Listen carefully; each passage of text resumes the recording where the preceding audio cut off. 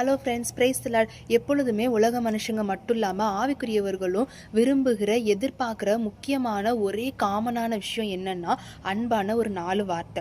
நம்ம எவ்வளோதான் பெரிய ஸ்ட்ரகிளில் போனாலும், பாடுகளுக்கு மத்தியில் போனாலும், கண்ணீர் மத்தியில் போனாலும், கவலையாக இருந்தாலும் அந்த நேரத்தில் கைண்டான அன்பான ஒரு குட்டியோண்டு வார்த்தை நம்ம கேட்டோம் அப்படின்னா நம்முடைய இருதயம் அப்படியே சந்தோஷத்தில் துள்ளி குதிக்கும்.